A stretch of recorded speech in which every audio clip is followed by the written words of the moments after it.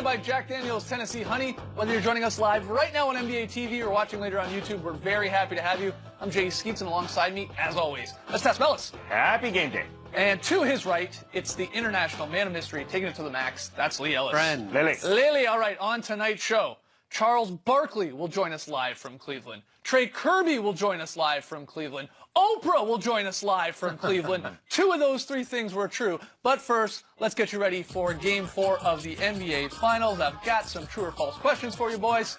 Let's break it down. First one, it does tip tonight. Game 4, Cavs are in one heck of a hole that they got to try and climb out of. How'd they get here? Well, Game 1, JR's brain malfunction, and then the Cavs lost in overtime. In Game 2, Steph Curry caught fire and the Dubs rolled to the 19-point win. And then on Wednesday, Game 3, Kevin Durant, he dropped 43 points on Cleveland, giving the Warriors the 3-0 series lead for the second consecutive finals. History is definitely not on the Cavs side here, but the true or false question is, the Cavs will avoid a sweep tonight. True or false? They can't avoid it. I think their fate is sealed. First of all, last year, we all sort of thought the same thing, that coming 3-0, that, you know, the air was out of the balloon. So what's different this year? Well, they're not as good as last year. But more importantly, I think they know it. They just feel it. When their best player just doesn't have it, and that's the way it felt in Game 3, that LeBron, not that he wasn't trying, but physically he doesn't look right. He doesn't look like himself. He doesn't look as good as he did in Game 1. It got worse in Game 2 to me. And in Game 3, you know, you're not taking Kevin Durant on that huge possession. You allow Rodney Hood to take him. The ankle's bad. I think the entire team just knows. They're deflated. This is it. Yeah, the life has been sucked out of them. The spirit has been sucked out of them. I hope it's true, though, because I would like the series to extend a little bit longer. And I think out of the 3 games, the Cavs have done well enough to at least earn one victory on their home floor in front of their home fan and maybe extend this series out by one extra game. And look, maybe the Warriors would rather celebrate the championship on their home floor. Oh, boy, here we like go. they did last year. The reason why the Cavs are going to win is because the Warriors aren't going to play well, because they want to relax. Look. Yeah, obviously, the Warriors just want to wrap it up. But if you're the Cavs, you know, maybe the Warriors are looking a little bit ahead, and they're like, look, we're going to win this no matter what, whether it's 5, 6, or 7. We're going to take care of business here. And maybe that just gives the Cavs a little bit of an opportunity, like it did last year, where they just got red hot. They stayed in front of the Warriors. They weren't playing catch-up, and they were able to run out the clock, I guess. Yeah, well, the weird thing, right, about Game 4 last year was the Cavs are like, we have nothing to lose. Yeah. Let it fly. And, you know, they just hit a ton of threes, you know, 7 in the first quarter, and then went on to hit like 24 in the game. And it was over. It felt like sort of before it started in that one because, yeah, what did they have to lose? They're down 3-0. Maybe that happens again tonight, though a big part of that last year was Kyrie Irving. Of course. Scoring, you know, 40-plus in that game. So who does that for the Cavs? You know, LeBron might do it. Who else? Yeah. Is it Love? Is it Korver, who can't even get a shot off in this? Does J.R. Smith finally catch fire? I mean, I'm less scratching my head. I think this ends tonight. I think the Warriors win by 14 or 15. I think they win pretty handily because if they get up, like flip it around, if the Warriors get up, that'll be tough for the Cavs to have any real fight, I think, in them. Being down 3-0 and then, let's say, being down 10 or 15 heading into the second half. Yeah, and the Warriors want to accomplish something that they haven't been able to accomplish in this 4-year run against the Cavs, and that's sweep. And last year they had the taste, and I think that sort of outweighs the Cavs' desperation level. Yeah. You know, because in Game 3, the Cavs weren't playing on a string when their season was on the brink. Are they going to do it tonight? And are they going to light it up like they did last year? That's highly unlikely. Yeah, I would add to this, too. I mean, how likely is it that Steph Curry goes 3 for 16 like he did in Game 3? Probably not going to happen. Likely. Even Klay Thompson, you imagine, is going to shoot the ball better, especially from 3. Iguodala has a game under his belt after coming back from injury. I liked what he gave them. I thought he was solid, gave him a little boost there in Game 3, but he might be better. He might get more minutes. I mean, he wasn't moving that well, I didn't think, in Game 3. But again, that's what I mean. But maybe he's a little more. He's got a little bit of that rust off. So but I don't think the chances I think as well, though, like you're saying, if the Cavs get behind early, they just know that there's almost that Groundhog Day feeling where no matter what they try, no matter what scheme they come up with, the Warriors have got an answer for it. And they had that last year, of course, but this year I think the Cavs just sort of know, like, even if we win this game tonight, all we're doing is delaying the inevitable anyway, which has got to weigh on your mind at least some point. Would it be weird, though, for a LeBron team to get swept? I mean, it happened at this a stage of his long career, time ago when he was on the Cavs the first time, and then he took on the Spurs. He got swept, but hasn't happened since. No, it hasn't. He's lost twice, 4-1 in the finals, though, so he doesn't have a great record when he's been on the losing side of it. But it would be weird considering, you look, in the first round, he looked like he was in trouble against the Pacers. Yep. breezed past the Raptors, but then was trailing the Celtics that whole series and sort of came back. So you always sort of felt that LeBron's never going to get swept. He's going to find a way to win 1 or 2 games, but probably not the case in this series. Victor Oladipo? Yeah. Easy, Ravel. Yeah, LeBron is averaging 42 points per game in elimination games here in this playoffs, and you said you brought some of those games up. Yeah, so maybe. But last game felt like an elimination game, right? And he just 32 points wasn't a great triple-double, and a 29-point performance before that isn't enough on this team, and that's why you got to know, if you're LeBron, I'm not going to be able to score 45, 40 straight games. It's just not going to happen. Well, let's zero in on LeBron for the next question. It's the one everyone's talking about here today.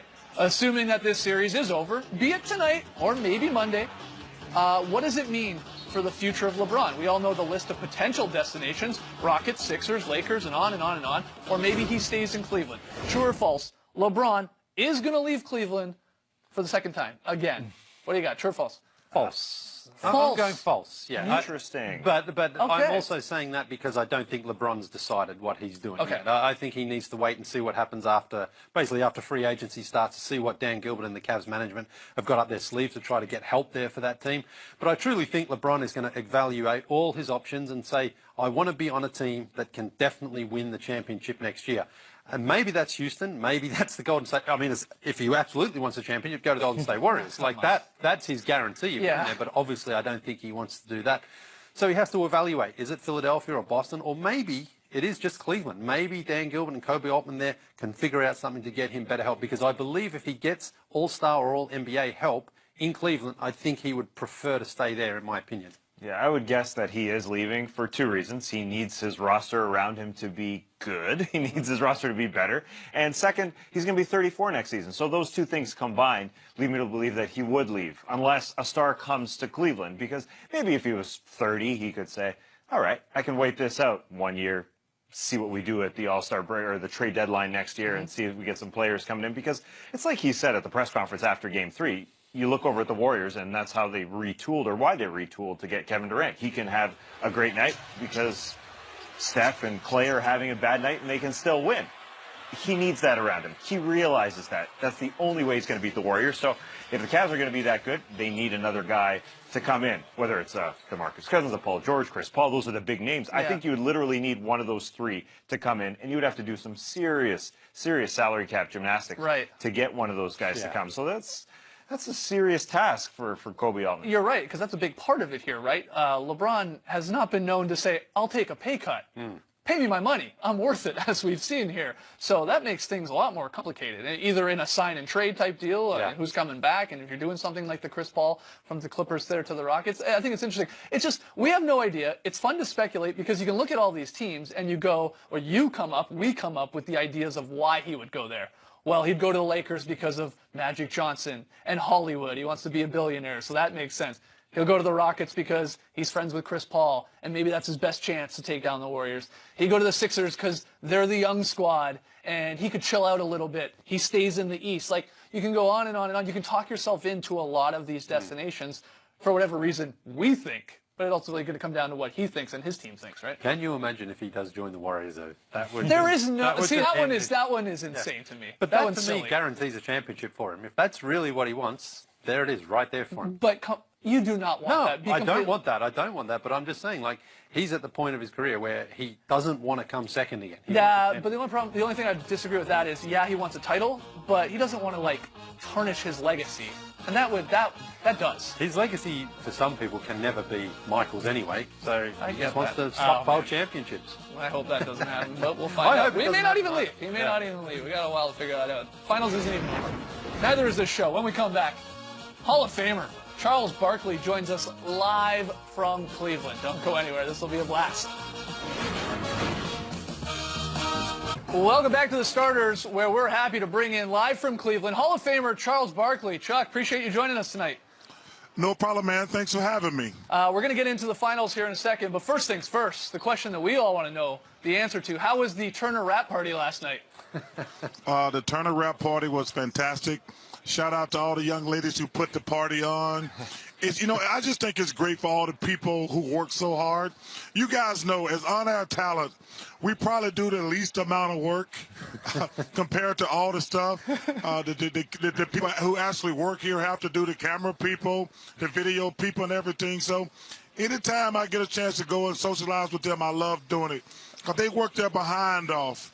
I tell people, one thing I've learned about television, the people on air do the least amount of work. That's absolutely true. We can attest to that. All right, well, let's get into the final. And I'm fine with that. Yeah, let's not change that. You're right. All right.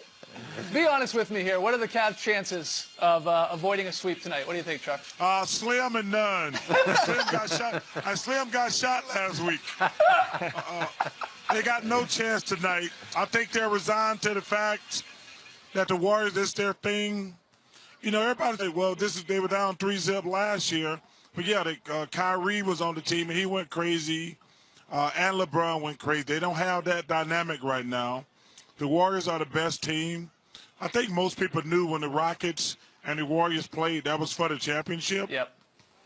And the Warriors are going to sweep this thing. All right. Well, you are on record, correct me if I'm wrong, of saying that you think LeBron should stay in Cleveland. Why is that? Well, because his legacy is here. These people adore this dude. If he goes to another team, he'll be kind of a mercenary. And he might win a championship if he goes to another super team, but it won't be the same as winning here in Cleveland. And they might not win another championship. But for a guy to be born in a hometown, be as great as he is, I think it would be great for the league. It was great when he came back, and it would be great for him to finish his career here. Listen, he can go to the Lakers or the Rockets or even to the Warriors or Celtics and win more championships, but it won't be the same as winning a championship. It's something that you built from the ground up like he's did here. Well, talk about winning a championship. How pumped were you that Alex Ovechkin won the Stanley Cup last night for the Washington Capitals? Well, I was really happy for him. I watched the game at the wrap party last night, and just to see the joy on his face, because, listen, one thing about being a great player, you get all the credit and you get all the blame. I was really happy for him. He beat my Tampa Bay Lightning, which I could live with that. But I was happy for him to lift the Stanley Cup. He deserved it. He finally was on a team good enough instead of getting the blame. But that's unfortunate when you're a great player. You get a lot of credit and you get all the blame. Yeah, it was really cool to see him finally raise that cup. All right, finally, before we let you go here, Chuck, we saw that you checked an item off of your bucket list this week by riding in the Goodyear blimp. I did check it off my bucket list of going on the Goodyear blimp. The guys at Goodyear were amazing. I want to thank everybody at Goodyear for taking me up on the blimp. The pilots were amazing. But you know what? I told the guys, as long as we've been watching sports, we've seen the Goodyear blimp forever. Right. And to cross that off my bucket list was really cool. And I just want to thank the people at Goodyear. Well, we were curious what else is on Charles Barkley's bucket list. So we got a new game here called Bucket or Chuck It. And the rules are simple, Chuck. We're going to give you an adventure or maybe a life goal. And if you like the idea, it's a bucket list item. You say bucket. If you don't like it, it's chuck it. All right? Okay, I'll do it. First one. Charles Barkley, bucket or chuck it, run a marathon. Oh, chuck that one right away. Chuck that. What about a 5K or something? No. Yeah, a 5K might be it. Okay, marathon, that's chuck it. What about swim with sharks? Oh, hell no, chuck it. You don't like the water? I don't like sharks. What about dolphins? Swimming with dolphins? I don't trust dolphins either. So I'm not swimming with the dolphins either. Okay, all right, next one. Interesting one. Sing the national anthem before a game. Well, you know what? I am America's greatest living karaoke singer. Right. I only do Frank Sinatra. But I don't want a Fergie moment and butcher the national anthem. Okay, so chuck it, sort of, I think. All right. Chuck it. How about this one? Get a tattoo. You know what? That's on my bucket list. Oh, okay. I'm a bucket. I got to find the right tattoo. I'm old enough not to regret it now. So bucket on the tattoo. Okay, right. I can't wait. Okay, a couple more. Sunbathe at a nude beach. Bucket or chuck it? Sunbathed at a nude beach.